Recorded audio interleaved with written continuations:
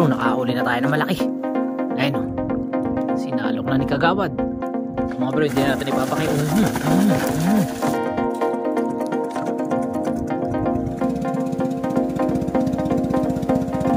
Mga bro, maliliit. Maliliit ang mga bangos mga bro.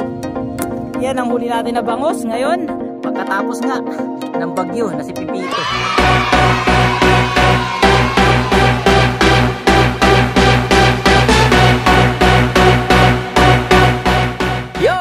Good morning sa inyong lahat mga bro, mapagpalang araw sa ating lahat. Pagkatapos na dumaan ang bagyong Pipito mga bro, pagkatapos ng bagyo, merong araw na sisikat. Sisikat na ang araw mga bro at malayo na rin ang bagyo. So narito tayo ngayon sa ating kubo. Ito yung ating kubo at kung mapapansin nyo ay naging skeleton ng ating kubo. Ayan, dahil sa bagyo. Pero hindi sa lakas ng hangin mga bro, kundi dahil sinadya natin na hubaran yung ating kubo.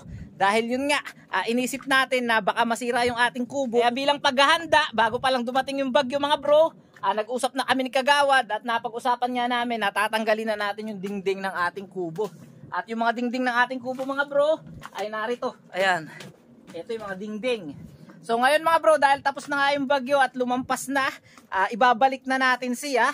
Para maibalik na rin natin dito sa kubo yung ating mga alagang aso at saka yung ating landing doon, ibabalik na rin natin. Yon, ano nga ba ang naging epekto dito sa lawa ng Laguna Lake?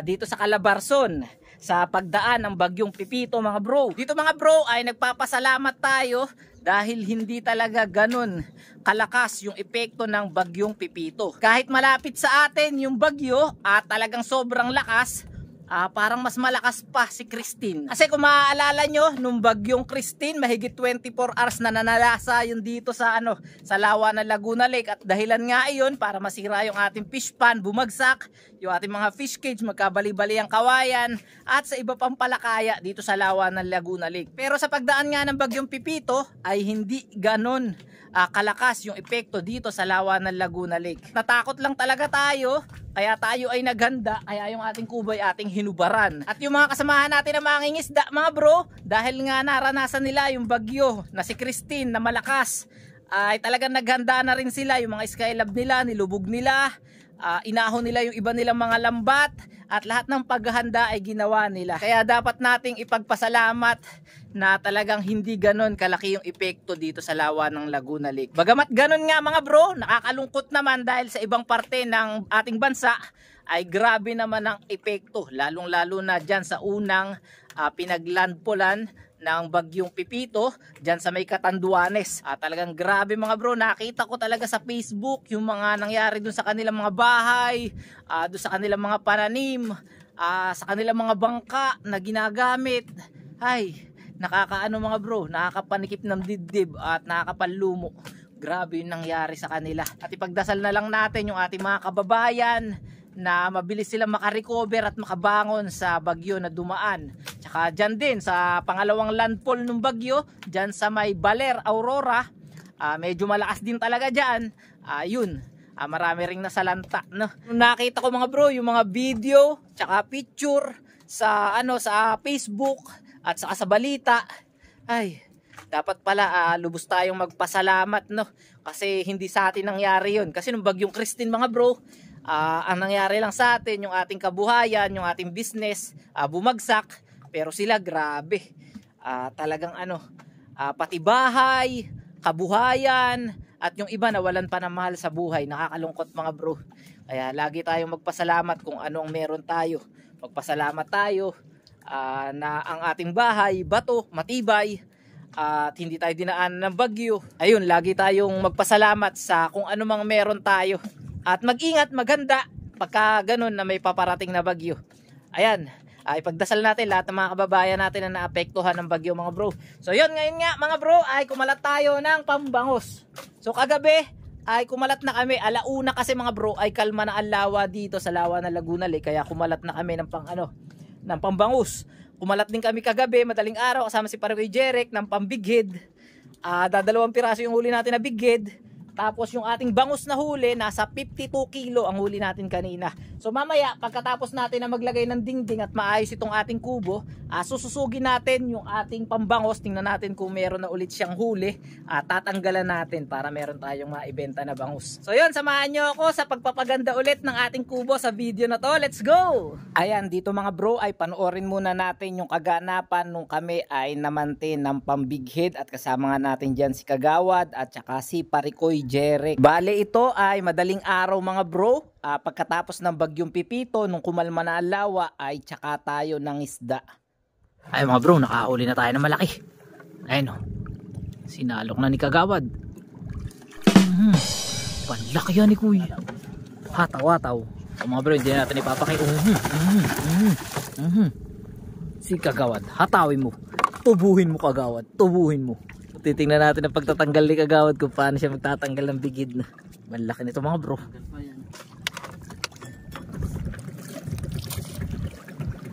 Ay mga bro, nakamalaking bigid po tayo. Malaki mga bro. Apat na kilo yan.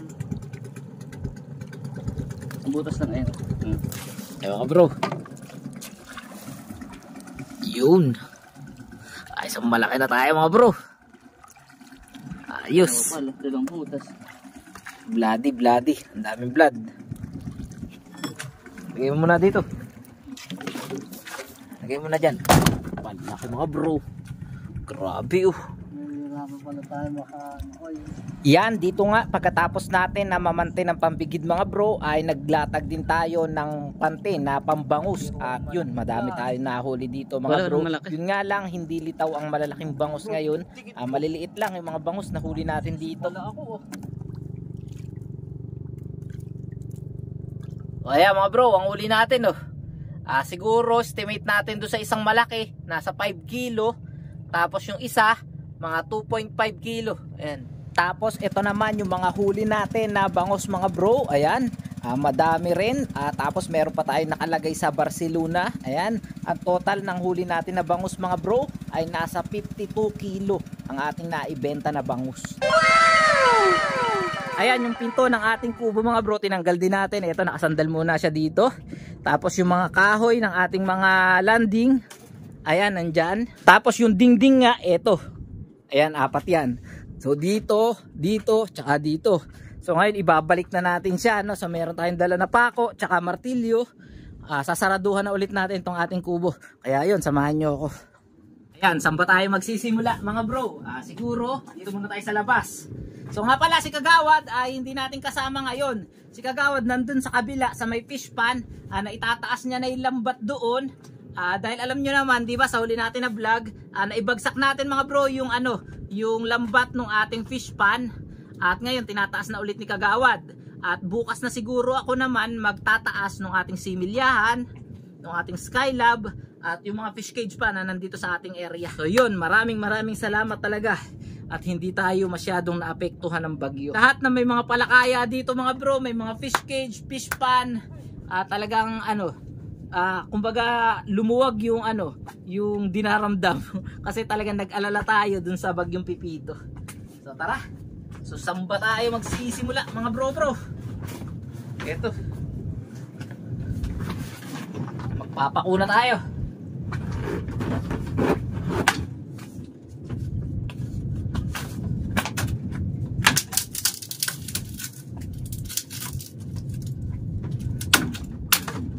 So mga bro, mag-aayos muna ako ng kubo. So wag kayong aalis sa ating vlog.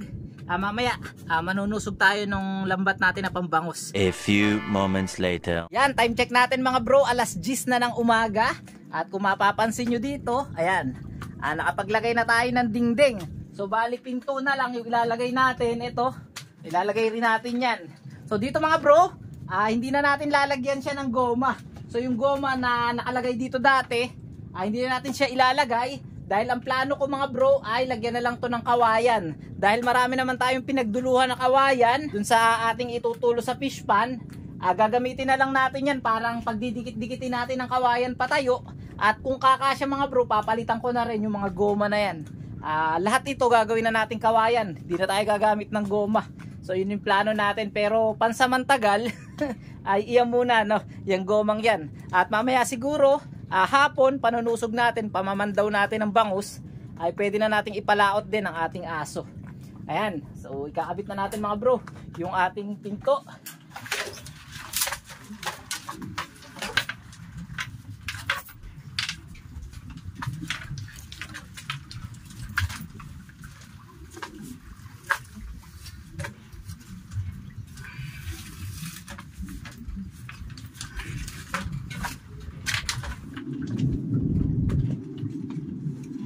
Ayan mga bro, si Kagawad, ayun, nanananggal na ng bangus. So tingnan natin kung may natatanggal. Zoom natin. Ano, meron ba? Isang taas naman dyan.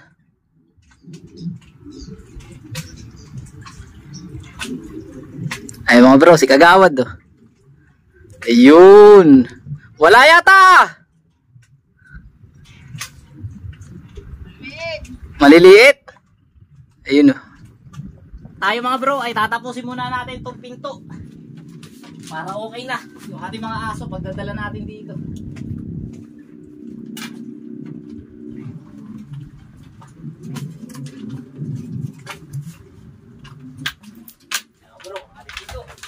Ayun mga bro, all goods na yung ating pinto.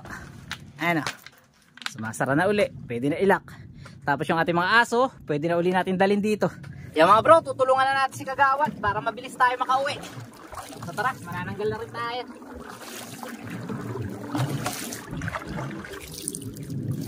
Tara, tingnan natin mga bro, tayo uli.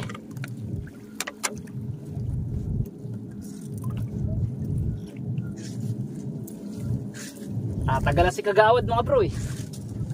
Ay mga bro, maliliit. Maliliit ang mga bangus mga bro. Makanggan dito sa Palantaw.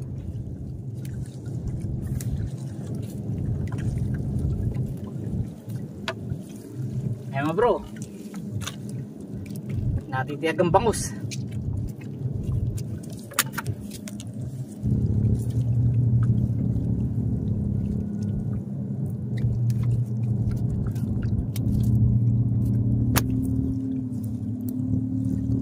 Ayan mga bro, buhay na buhay.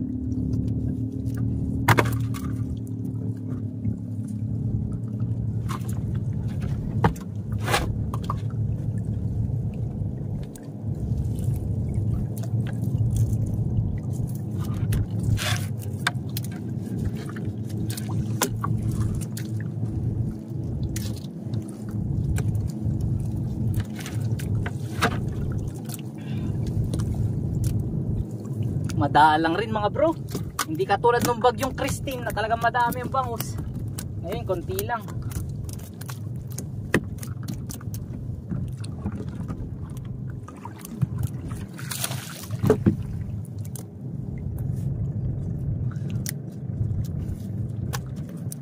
Yan mga bro, kukunti yan natanggal natin. Ayan lang. Ayan mga buhay pa. So tingnan naman natin yung huli ni Kagawad. So tara, puntahan natin siya dun. So let's go. Narito na si Kagawad. Kagawad, magandang umaga. Good morning mga bro. Ano, kumusta ang fish pan? Okay naman. Okay naman. Nakitasan natin. Goods na. So mga bro, ito yung huli ni Kagawad. Ayan. Ang dami na bangus. Ayan. So kanina nakaano nga tayo 52 kilo na bangus. So ngayon siguro nasa ano lang to, 10 mahigit na. Mga 12 ganyan. So ilagay na natin yung natanggal natin. Ito. Ilagay na natin dyan. Dahil uuwi na tayo mga bro. Uwi na. Bebenta na natin. So bali yan ang huli natin na bangus ngayon. Pagkatapos nga ng bagyo na si Pipito. Ayan, sexy ni Kagawad. Ganda ng forma mga bro. So tara, uwi na tayo. So yan mga bro, uuwi na tayo para ibenta yung ating mga bangus. Tingnan nyo ang aking kinilaw. Magkikilaw ka? Tingnan nyo ang aking kinilaw na bangus. Oh, Fresh na fresh. Magkikilaw daw si Kagawad mga bro. Ulam. Mukhang gusto nito mag-inom mga bro. So mga bro, tara, uwi na tayo. Mamaya na lang tayo kakalat ng pambigid mga bro. Medyo malakas ang amihan eh. Pangit mga lahat ng pambigid.